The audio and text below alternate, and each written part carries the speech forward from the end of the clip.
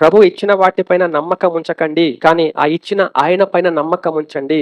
ఆ నమ్మకం ఎప్పుడైతే మనకు తేడా వస్తుందో మన మనోనేత్రాలు మూసుకుపోతాయి. ప్రభు మనకు ఉద్యోగం ఇచ్చాడు, ఆ ప్రభువుని మీద నమ్మకం తగ్గిపోయి ఉద్యోగం మీద నమ్మకం పెరిగిపోతా ఉంటది. ప్రభు మనకు ఆస్తి ఇచ్చాడు, ప్రభు మీద నమ్మకం తగ్గి ఆయన ఇచ్చిన ఆస్తి మీద నమ్మకం పెరుగుతా ఉంటది. ప్రభు మనకు పిల్లలను అనుగ్రహించాడు, ప్రభు మీద తగ్గి ఆ పిల్లల మీద మమకారం పెరుగుతా ఉంటది. ప్రభు మనకి ఏదిస్తే అది దాని మీద మన యొక్క ప్రేమ, మమకారము, నమ్మకము పెరిగే కొలది మన మనోనేత్రాలు మూసుకుపోతా ఉంటాయి.